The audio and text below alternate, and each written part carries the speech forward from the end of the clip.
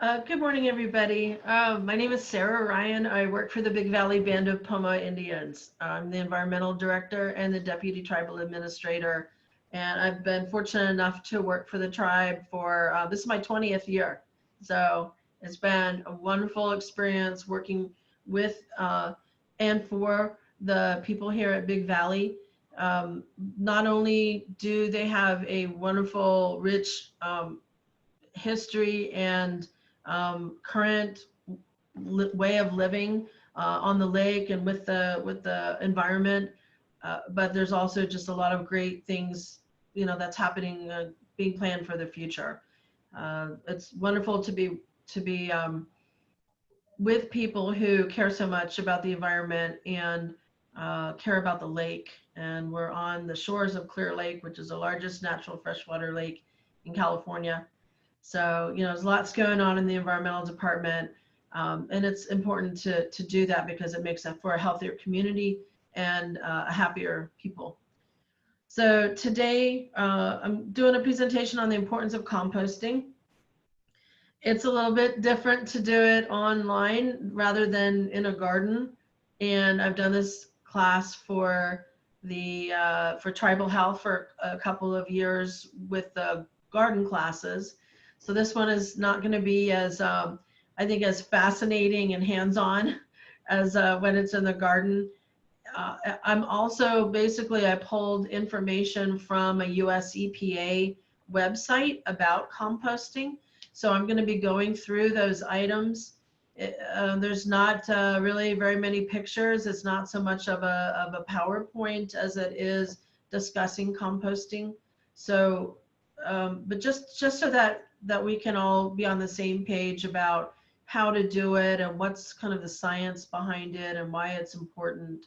So if you have any questions as I go through, please let me know. I would just, ask the question.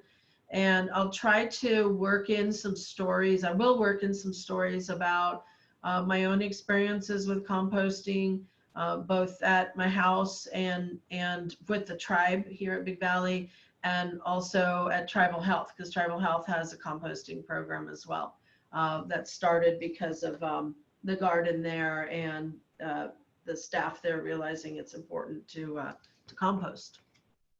So please let me know if you have any questions as we move through these concepts that I'm showing on the screen.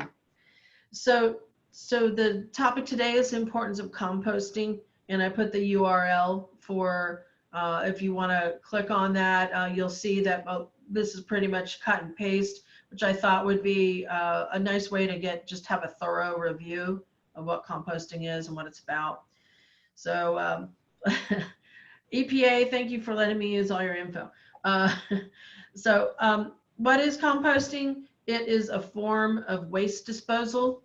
So it's what we can do with food waste and with plant waste, and it decomposes naturally in oxygen-rich conditions. So that means it is in the wide open air. It's composting. We're talking about composting in piles.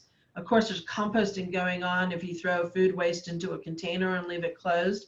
It's also breaking down in there, but with less oxygen, and that's why there's usually more of a smell. So compost is made from food waste and yard waste. So it's food scraps. It's the weeds in your garden. It's the squash that didn't grow well. It's your leftovers in your fridge. It's it's what they call organic matter. It's all the stuff that was once alive.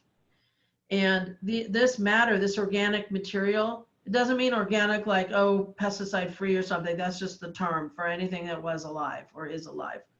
The organic materials are broken down naturally by earthworms, bacteria, and other organisms that live in the soil.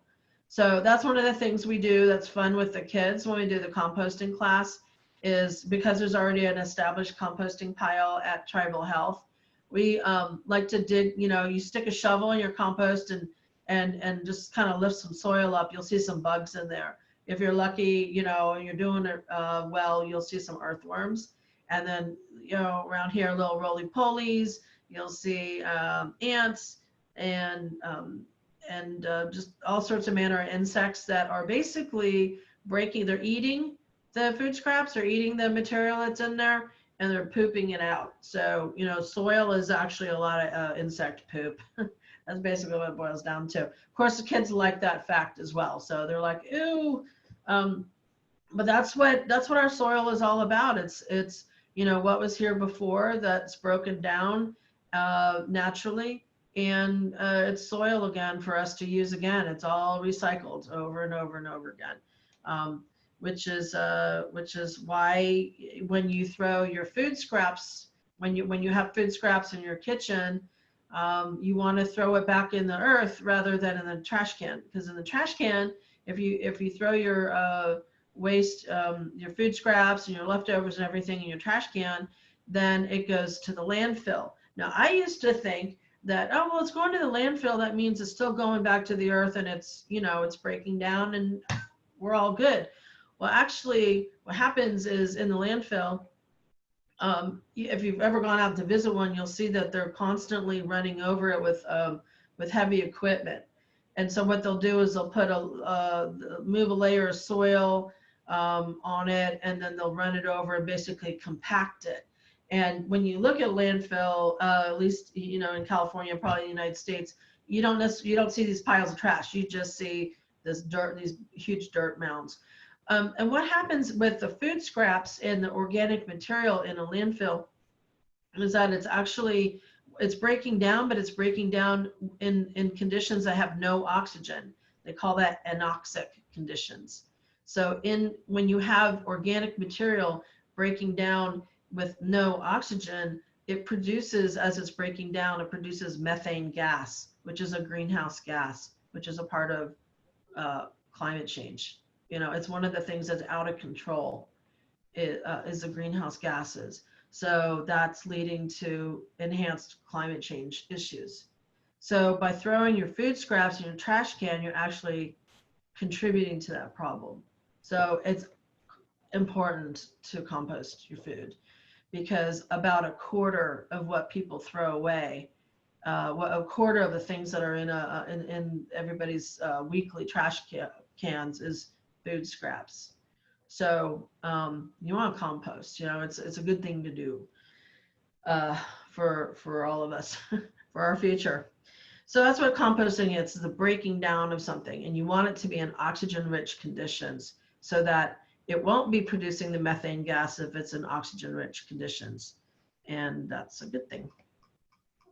So the benefits of composting, I've talked a little bit about this already, but once you have a compost pile, you can do a lot of things with it. You can be like, when I lived in Clear Lake for a few years on the edge of a walnut orchard, and there really wasn't any yard.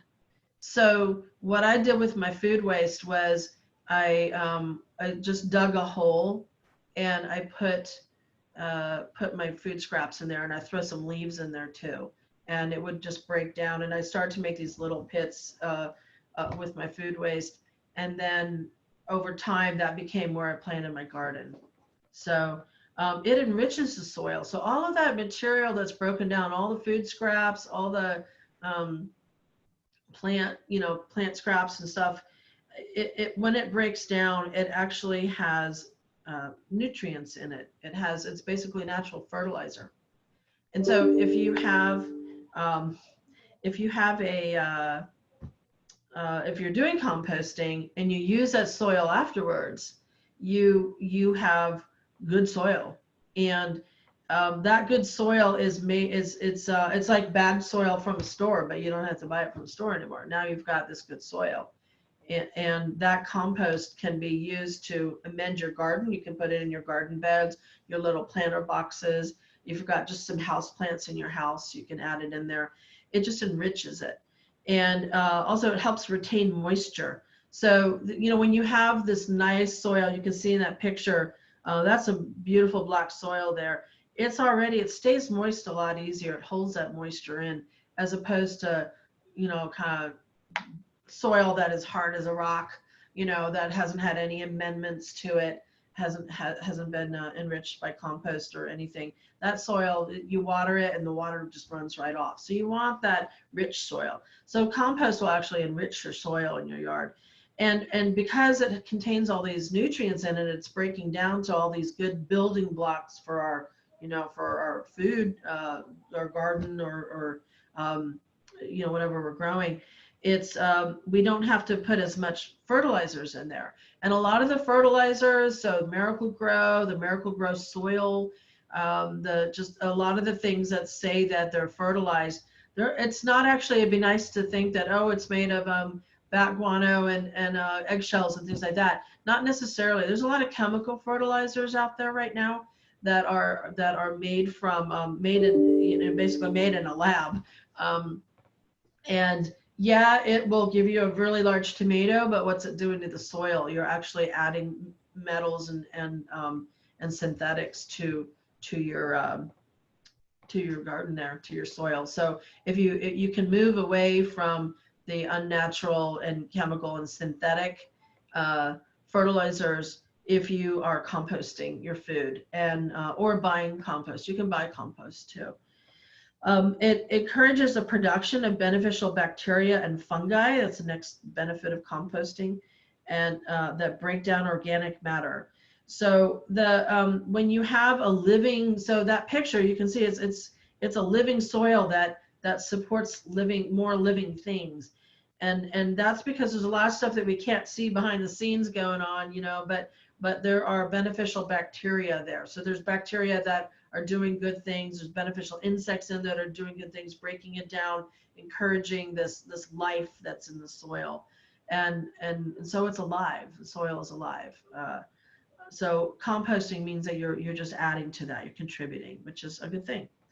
And then this last part I mentioned, it reduces the methane emissions from landfills and lowers your carbon footprint. So like I said, if you throw, so any food waste, any organic matter that gets thrown into a trash can goes to the landfill and gets compacted with trash and everything else. And because it is in a oxygen poor environment, because it's been compacted down, squished together, then as it's breaking down, it produces that methane gas, which is a greenhouse gas, and leading to our increased temperatures, our extreme rain events, our the things that are contributing to the wildfires. There's just if we want to have a longer future, we really want to do everything we can to reduce those methane gases.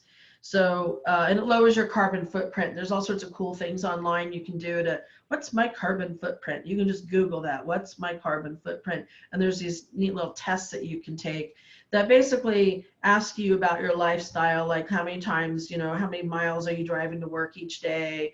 Or, how much meat do you eat? Because that has a certain carbon footprint. What kind of stuff do you use in your house? And so it's good to measure that from time to time to see if, all these things that we learn together helps you make some choices that helps all of us make choices to reduce our carbon footprint, lower our carbon footprint. I always have with our new staff at Big Valley EPA, I have them take the test. And it's usually kind of like, oh my gosh, I didn't realize that, even things like turning off the lights in your house, all the stuff that there's a lot of stuff that we can do to lower our carbon footprint. Composting is one of them. So next slide. So composting basics. I like to call this, when we do the composting classes at Tribal Health, is that you're making a lasagna of stuff. So there's 3 basic ingredients of compost. There's the brown stuff and the green stuff and water. So the brown stuff is basically dry material. What we do at Tribal Health, and we do it at Big Valley too, and at my house, is I have a straw bale. I just buy a straw bale and have it sit next to my compost pile. So I can add in the dry stuff to cover up the wet stuff. So the browns is the first ingredient of a compost pile. And that is, you can rake your leaves and put your leaves in a sealed trash can. I've done that too. and you can have all your leaves go into your compost pile. You just put some shovelfuls on it. After you throw your compost bin out there and empty your food waste, you throw some shovelfuls of your browns, which is, you know, leaves, or handfuls of your straw bale.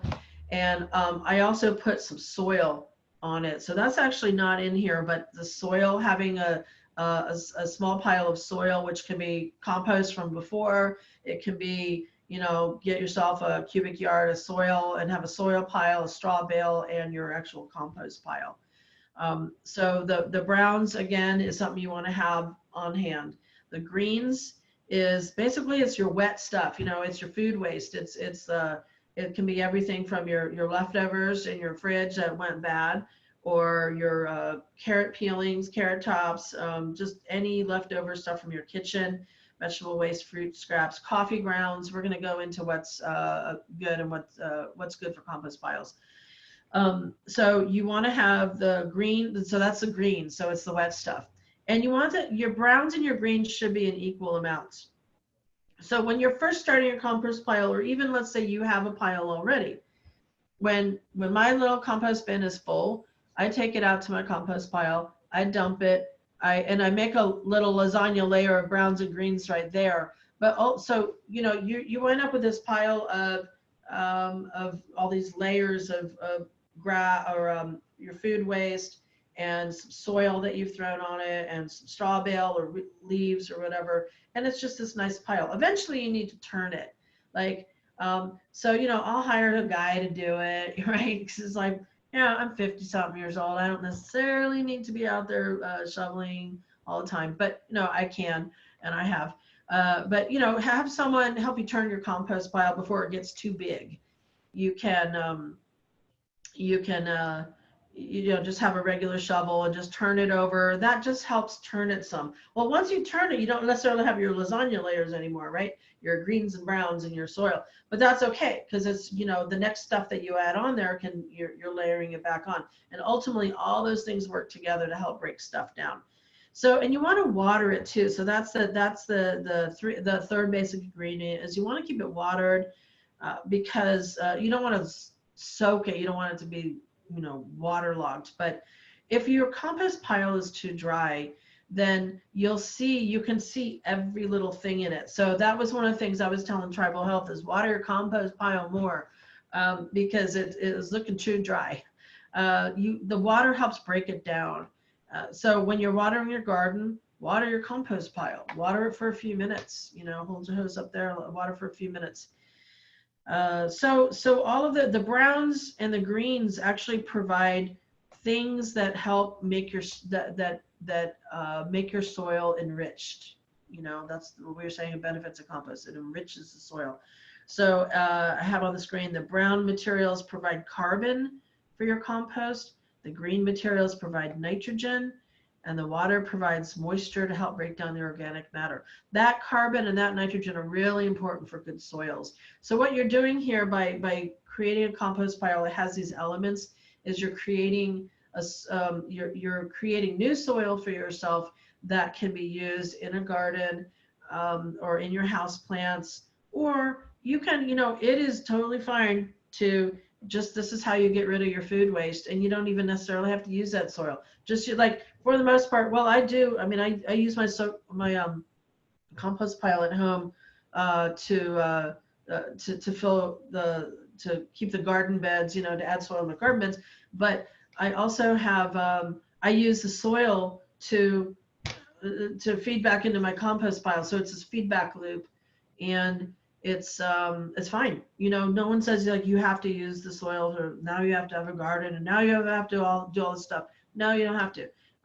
This is just how you're getting rid of your food scraps. And remember, doing that so that it doesn't go in the landfill. So again, the composting basics, and I'm talking just about like the materials here. We haven't really talked about what a bin looks like or anything, but if you have a pile outside and you got your food scraps, you know, you're throwing it in a pile, make sure you've got a straw bale or some dry leaves that are in a container around, so you can throw that on top of once you put the food waste out there. And then again, it's not in here, but I like to cover it with soil. I mean, it keeps the odors down, and it dries out a little bit of the, you know, wet stuff. You've got kind of a gooey compost bucket because you've had stuff in there for a whole week breaking down. Then it's good to throw a little soil on there to help if there's any smells, and then a couple, you know, a few days a week you want to water it. So those are the composting basics of what goes in a compost pile. Let me move to the next slide of what to compost. So this, now when I do the compost class, I like to say, you know, in nature, there's no rules about whether something can die right somewhere. You know, there's no, oh, a walnut shell is over here and we can't compost this. No, I mean, everything breaks down, you know, whether it's, you know, anything from an animal to, so you're going to have meat products, right? Everything breaks down. But there are rules that people like to have about compost piles. Like I don't really like rules about compost piles, but it does make it go a little bit better. So here's a list of rules for compost piles. Fruits and vegetables. So again, that's all the stuff from your kitchen. Eggs. So it doesn't have to be raw vegetables or just vegetable peelings. It literally can be, I don't like this squishy tomato, I'm throwing it in my compost pile. Or, you know, my whatever, my oatmeal is, I'm not eating the rest of the oatmeal in my pot. I'm going to throw that in the compost pile. I mean, it really can be anything. It can be any foods. It really can be. But on this list, fruits and vegetables, eggshells, coffee grounds and filters, the paper filters, of course. Tea bags, you don't have to take the staple out. You don't have to take the paper off. The paper does compost. Nut shells, shredded newspaper. I don't really like putting newspaper in because it's got ink. I don't want that in my compost pile if I'm going to be adding it to my garden, but you can do it. Cardboard, paper, yard trimmings, grass clippings, house plants, hay and straw. Let me say something about yard trimmings and grass clippings. If you have a noxious weed in your garden, or if you've got star thistle, or you've got some sort of invasive thing you're trying to get rid of, don't throw that in your compost. That is okay to throw in your trash can. And that's because you don't want the seeds of it to spread in your garden. So if you've got, you know, because the it will, you know, if you don't throw star thistle in your compost pile, because the star thistle seeds will stay in your compost, and then when you put that in your garden bed, you don't want to do that, because who wants star thistle any more than we already have? So think of that is one rule, is anything that you're trying to get rid of that is noxious, you know, it's got thorns or spreads like crazy, better to throw those away. Or I don't know, you can also let it dry. Yeah, better to throw that away. But everything else, you know, your grass trimmings, your branches that you're cutting off, things, your whatever you pruned, houseplants that have died, or all of those are fine to throw in your compost. Leaves, like I said. So they even have sawdust on there, wood chips, cotton and wool rags. I hadn't seen that before, but it's organic material, right? Cotton, it was a cotton plant, and unless it's got some sort of chemical in it, then I would throw it away. But that's fine too, because it'll break down. Dryer and vacuum cleaner lint is also on the list. Again, this is from an EPA site.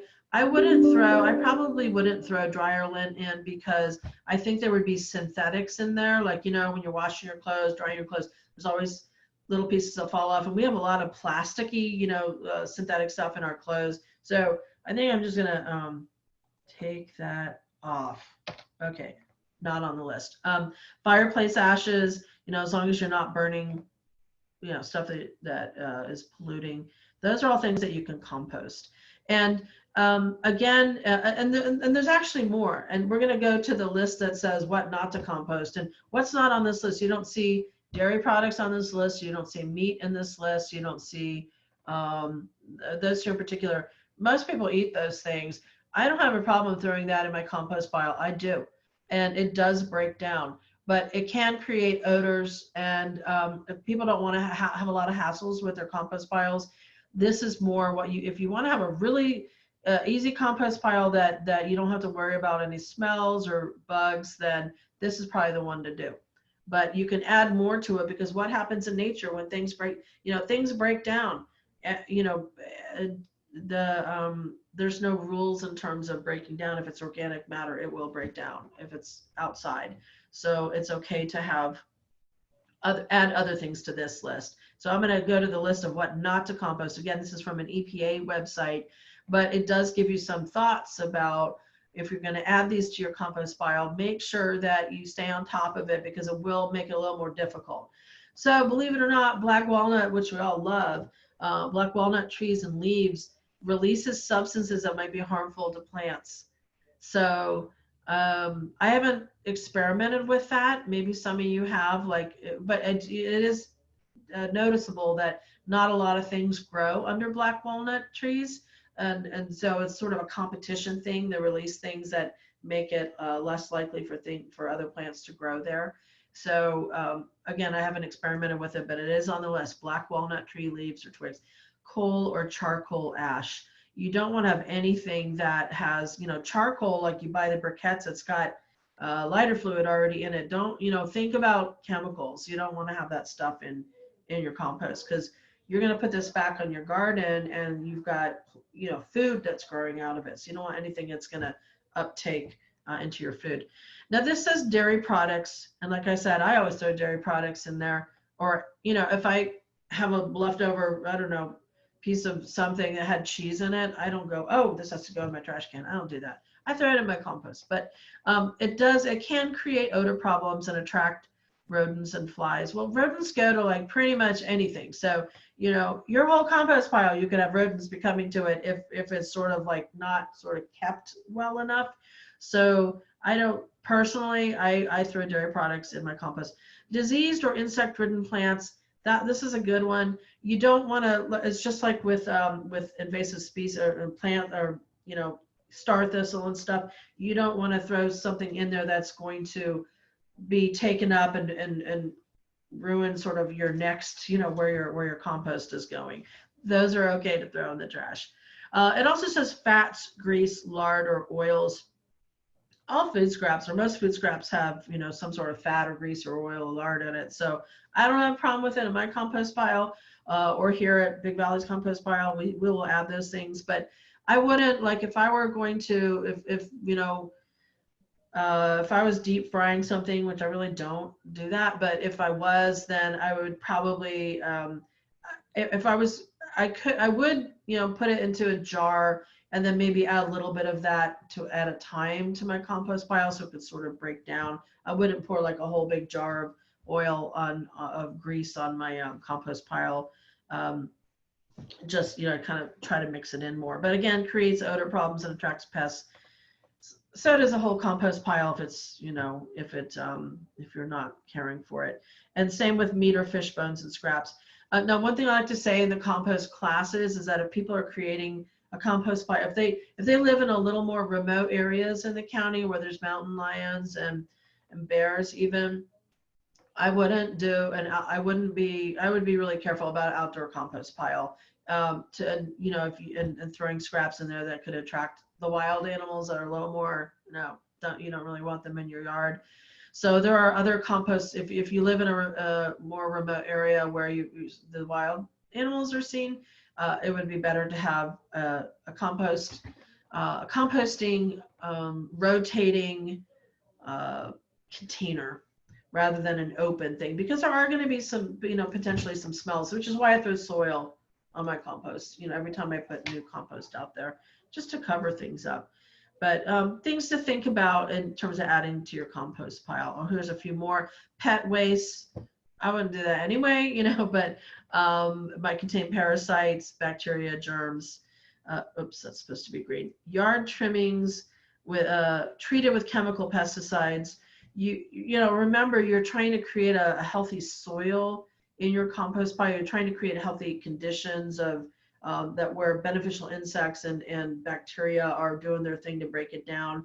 So if you're you know, if you have just treated an area and with a chemical and you cut it back or something, you don't want to throw those parts into your compost pile. So the next slide, backyard composting. So here's some thoughts about how to set up a compost pile in your backyard. So those of you who've been to Tribal Health have seen the very nice composting setup that they've got by the traditional garden, you know, the admin part of Tribal Health. And it's wonderful because it's got 3 sections, you know, where you can have sort of an active pile happening and another where it's still it's sitting. You're not adding anything more to it. You're letting it break down because you're just watering it and turning it. And then it's got a third area for, you know, you can sift it or just keeping it there. It's nice. It's great. It also has a lid on it at Tribal Health, so they so that it doesn't get totally waterlogged with rain. So that's all. It's good, and I have never had a compost pile like that myself. At Big Valley, we have we set aside some area on the ground, and then we got some chicken wire and made a little fence around the whole thing. And we found a gate kicking around, and we hooked that to the fence. I wish I had a picture. Sorry, and so, you know, we're able to open the gate up and go into this fenced area, which is about, I don't know, 5 feet by 5 feet, and we just build up the compost in there. So because we have an open fencing on it, like chicken wire, there's all these breathable spaces, you know, where I would not use wood. You could use pallets to set up the perimeter around it, and I would do that. You definitely want to close off your compost pile from animals being able to get in. And so that can be as easy as just using pallets within, you know, to have a fence around it, and then and have it be open like what we have at Big Valley. At my house, because I've got dogs, we have a fence in the backyard, and then there's a compost pile that's made with pallets, and I had some rebar, just hit it into the ground, fit the pallets over it, and I've got these 2 sections that have pallets that are holding the active compost, where I'm still adding stuff to it, and the section that I've decided, you know, I'm just going to let it sit now and water it and turn it. So in terms of this slide, select a dry, shady spot near a water source for your compost pile or bin. So the water source, like I said, because you want to water it, but it can be, you know, in your backyard. I would, you know, keep it, don't put it right under your window, you know, put it in your backyard, because there are going to be some flies potentially, and things, you know, things eating, and so insects and stuff. So you don't want that like right at your house, right at your window. But put it in the back, and then, as it says, add brown and green materials as they are collected, making sure larger pieces are chopped or shredded. You know, you don't want to put like whole long branches in there, but if you have smaller, you can actually put branches in your compost that are, you know, I wouldn't go more than like a ½ inch thick or so, but it will break down over time. I have avocado pits that, you know, take a while to break down, but anything you put in there, as long as it's organic material, will break down, but you might get tired of waiting and might just pull it out if you find that it's too large of a piece. So break the pieces up a little bit of larger things, and add those in a, like I said, a lasagna layered fashion of, you basically add your wet stuff, and then you put your which is called the green things, so any of your food waste, and then you layer it with straw or leaves, your brown material. And I always like to put a shovelful or 2 of soil on it, and then we're done. So you do want to water it as well, you know, at least once a week, just to help moisten it, to help things break down. Then it says, once your compost pile is established, so that means it's, you know, you've added enough stuff in there that it's now 1 foot or 2 high, and, you know, it's mixed with things because you've been doing the layering method. You want to, so it says, mix grass clippings and green waste into the pile, and bury fruit and vegetable waste under 10 inches of compost material. You don't necessarily have to do that, but just know there's a lot going on in there. You've got all of this, you know, these layered things of just your waste and the brown your dry things, and you're watering it. So things will start to break down, and within a matter of a few weeks even, you'll have you'll see that sort of the bottom edges of your compost pile are starting to look more like soil. And what I do is I have and same with tribal health. If you have an active area and an area that is now just sitting, let me explain that a little bit. So I would recommend that. So if you have if you're setting up a compost pile, if you find a spot, or if you have two sections at least, you start with the first section. You start with one pile. You're making your compost pile. Once it gets high enough, like a couple of feet high, you're going to want to start to turn it, and you can still add to it. But once you start turning it, and that becomes part of your your composting like tasks, it's at some point you want to say, okay, I don't want to add anything new to it, because a lot of the stuff that's in there is really starting to break down, and I don't want to add anything new, which is going to like make it last another couple months to have it break down. So at some point, whenever you decide, you can stop adding new things to that compost pile and start your new piles in the separate section. So at Tribal Health, again, they've got the 3 sections. You can do it. Start your new pile in the second section, or the one, and so and that becomes your active pile, where you're actively adding stuff to. The pile that you've started to turn is a few feet high, or as big as you want it to be, but things are starting to break down. Go ahead and turn it periodically. So use a pitchfork or a shovel. You'll start to see some soil in there, because the food is broken down into soil. And you'll see some worms and some bugs and stuff like that. And then you'll see some things that are taking a long time to compost. Like we started our compost pile because, well, for a lot of reasons, but we put all the Thule Boat Festival food scraps in there, and that's why we buy compostable plasticware, or compostable utensils, and the paper plates, the compostable plates, paper plates. So we have barrels and barrels of food waste from the Thule Boat Festival, meat bones and corn cobs, and and compostable utensils, and so those take a while to break down. So we will turn a compost pile for a little while, and once it seems like most of the stuff is broken down, we will then sift it. So we have a sifter that we made, basically getting some chicken wire that's a lot more of a tighter weave to it. And sort of like with tribal monitoring, you have a sifter, or what an archaeologist does, they have a sifter to kind of sift through the soils. If you there's instructions on how to do this online, but you basically have, a screen that is wide enough for a lot of things to fall through that you want, so I don't know, a 1/4 inch or so.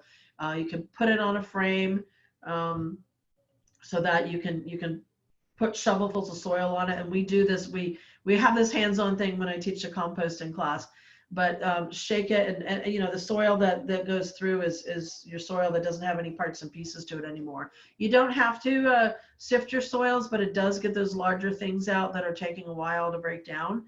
But if you end up just using this in your garden, you can also just hand pull out those things that are breaking down. So compostable utensils will take a couple years to break down. That's been our experience. Avocado pits will take, about a year to break down.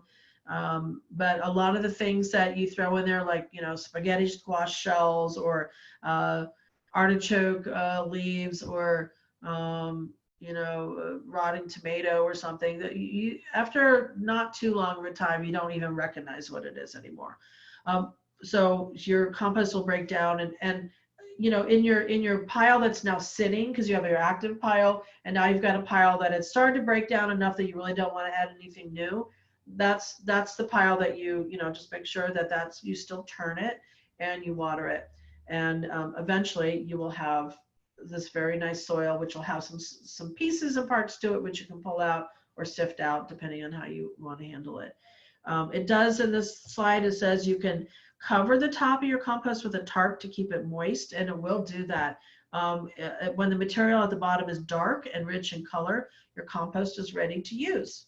This usually takes anywhere between 2 months to 2 years. So if you do, the more you turn it and water it, you could have a hot compost that breaks down any bacteria that's in there, and you can have a lot faster composting.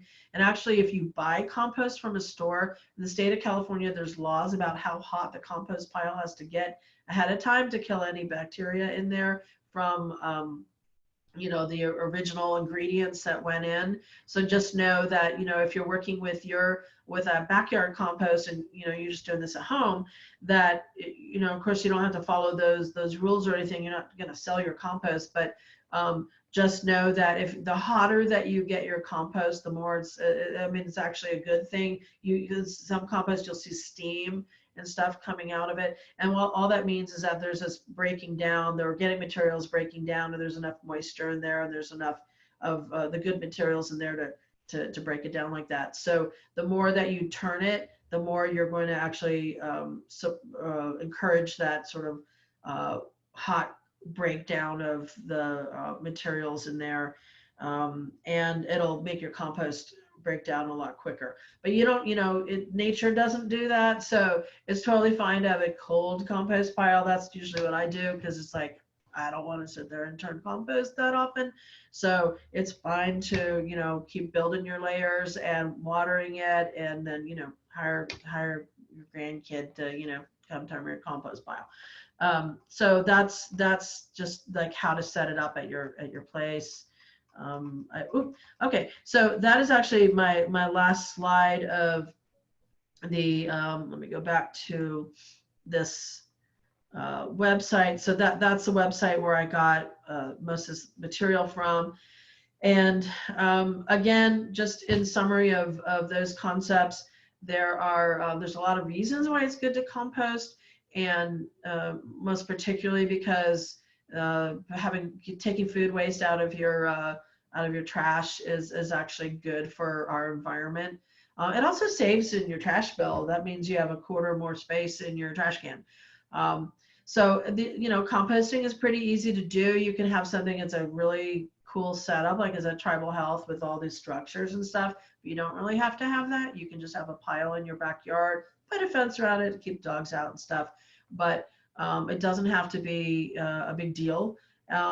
Highly recommend having a straw bale and a small pile of soil nearby, so you can easily shovel things on top of it and lay the dry stuff, the browns on top of it. So it will have the ingredients it needs to be, breaking down the food scraps. But ultimately you will end up with a really nice pile of soil that you will be able to then add to your garden beds, your house plants, or just use to keep your compost pile going to deal with your food scraps. It totally can be just a solid waste management tool, of getting rid of the organic matter that we would normally throw in the trash that goes to the landfill. So that's basically the presentation. Any questions that you have, let me know, or if you want to talk about your experiences with composting and have some tips, please go ahead.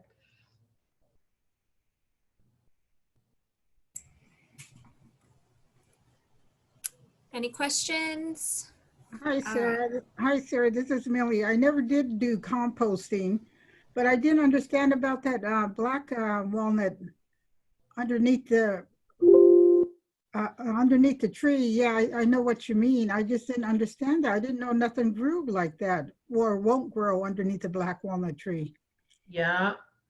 So there's some sort of natural chemical thing that it does, how it's been able to stay alive, and as a species for all these millennia.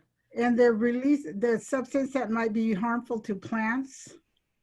I see what is charcoal or charcoal ash. Well, that is a separate, so the coal and charcoal ash is a separate. Don't add this to your compost. So yeah, it will release the substance. That's the same with I think it's the same with oaks as well, because every animal or plant tries, has these different techniques to try to stay alive. So with some of these plants, it'll put out this its own substance which allows it to take over a certain area. I think even oaks have that, but there are but yes, that's what, at least on this website, it says black walnut has those substances in it. And so because of that, if you put black walnut tree leaves and trimmings in there, then that substance could be in your compost pile. Then if you're trying to use that to get your garden to grow, it might inhibit it in some way. Yeah, So, because the black walnut, the wood itself is very hard wood. I know that because I even tried to burn it once and it took a real long time to burn. oh, wow. I didn't burn it, but I mean, I did at one time, but I just thought, well, this is not very good wood, you know, but that's when I didn't know that about that. Yeah, I want to look into it more because I hadn't heard that either until I started putting this presentation together. But I do think that, I do know that there are plants that it's hard, they produce something that goes into the soils that just keeps the other plants from competing with it, that's why you often don't see a whole lot of things growing under it. Also because of shade and stuff. But yeah, so something to keep an eye on. All righty. And the eggshells, I see that, but you know what else the eggshells are used for too? If you throw crumbled eggshells out around your place, it keeps the snakes away. Really? What do they just don't, It was just the animal or mammal whatever they are, the instinct that there's chickens around. Just because they see that's what it is. But yeah, and I sprinkled eggshells around, like back behind the tribal office, I sprinkled eggshells around because I didn't want to be walking onto no snakes or anything. But that's what the eggshells are used for too, when you just kind of break them up and throw them out there. And I throw them underneath my porch and out the back door here, just where, they will stay away because they have an instinct that there's a chicken around. That's good to know. I know do you have rattlesnakes over in that area? I have never seen one, but I hear of everybody having one. I do know a gardener snake travels. It travels over here and it goes over here by the old church that we have. It goes across the road. I've seen that for years that are, I don't know if it's the same gardener snake, but I know that's where a snake travels. It goes between my son's house, Justin's, and mine. It goes through there and it comes out. And I think it goes underneath the church and then it comes out. But I can't say if it's the same snake, of which it probably isn't. But I know that there's a lot of, I hear people say that they, seen the rattlesnake, but I don't know if I'd be able to tell the difference unless I hear it, and I hope they're seeing a real rattle. I mean, I hope they're seeing the rattlesnake, what they say. I mean, I've never seen one and I lived here all my life. I've never seen one. I seen the rattlesnake, I see a king snake, but I was just letting you know about the eggshells. Well, that's good to know. Yeah, just speaking of the rattlesnakes, I know I had some friends who lived in the Spruce Grove Road and the Hidden Valley. I think there's a lot of rattlesnakes in that area. Yeah, there's a lot of them. There's a den there somewhere. Yeah, probably. But anyway, that's what I was just wondering about the black walnut trees, because I have 2 or 3 trees out here, and yeah, you're right. I don't notice anything of underneath them, but a lot of grass. And I said, well, the grass grows. Well, it's not a good grass either, because I know the cows won't eat that kind of grass that grows underneath there. Oh. But you know why? It probably has to that charcoal or those ashes, they can taste it. Yeah. Yeah. And you don't, and also it's just like you don't want to put anything that has possibly been, is containing chemicals that have been, what do you call it, the fire starter that they put in a lot of that, what do you call it, the briquettes and things. So, but yeah, it's, there's a whole lot of stuff that we have in our daily, household use that will work just fine in compost, and or you can find different. Well, so the fact that you're getting rid of your eggshells in that way means that's one last thing that's going in the trash. So I think that's good. Yeah, I know people put food out for cats. I mean, there's just a lot of things you can do with your food besides throw it in the trash can.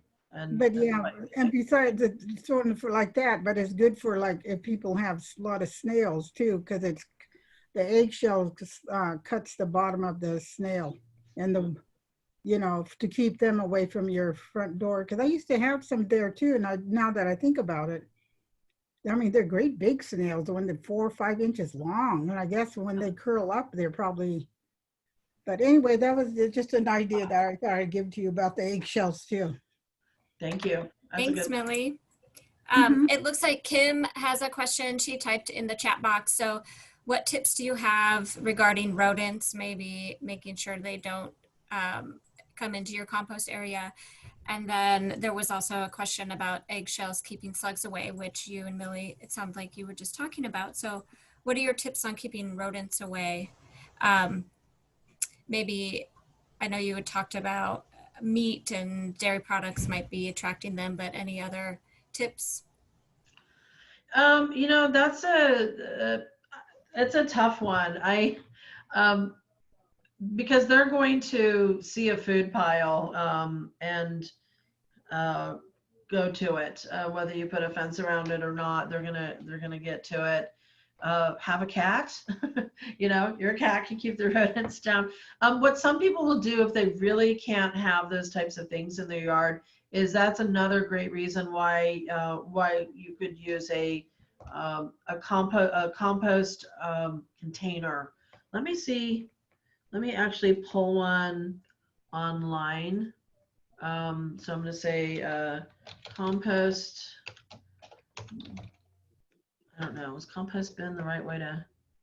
That's what I would say, yeah. Husband. Yeah. Okay. So here's an example of one where, well, that's not, okay. Here's one.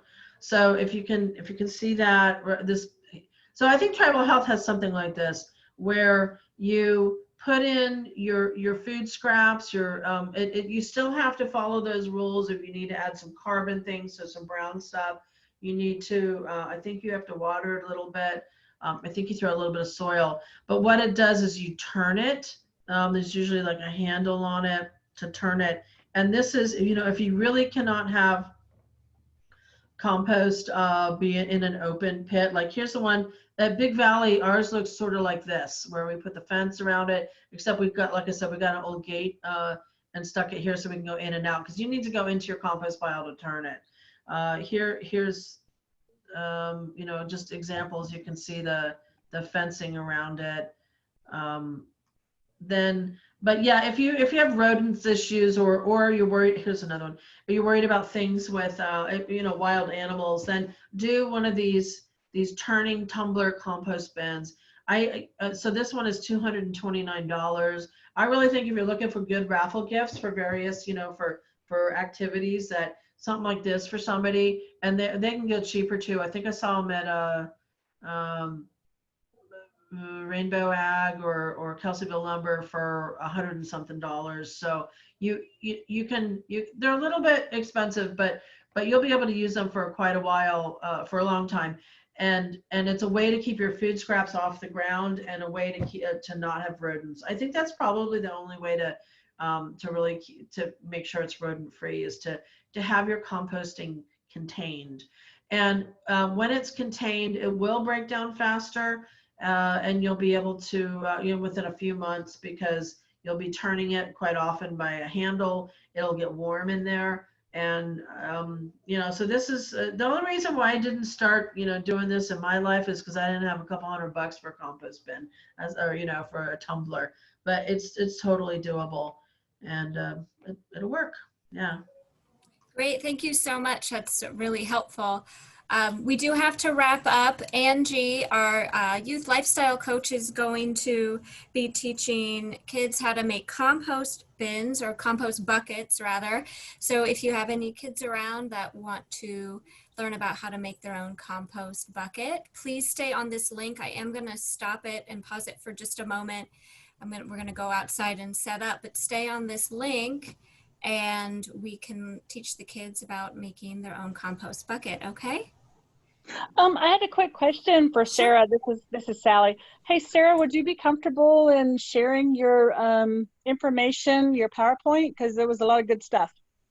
Oh, absolutely. Yes. I will email it over to Katja, and she can get it out to everybody. And it's really just, you know, in this case, I didn't have a lot of time to put it together PowerPoint. So It's just all of these notes that are from that website, and I will email it over to her shortly. So, and if there's any other, and I'll put my contact info on there too. So if anybody has any questions afterwards, or they want to come out to Big Valley and see our compost pile out here at Big Valley, you're more than welcome. We can have a little class out here, or just, you know, people can come out and take a look and see how we do it out here, because we've been doing it for years at our office. Well, thanks, Sarah. I really appreciate it. Yeah, you're welcome. Thanks. Okay, thanks everyone. We will be with you shortly out in the garden to learn about compost bins for the kids. And Okay, Katja, I'm thank you. getting off here. Okay, thank Okay. you. Thank you. Bye. Bye.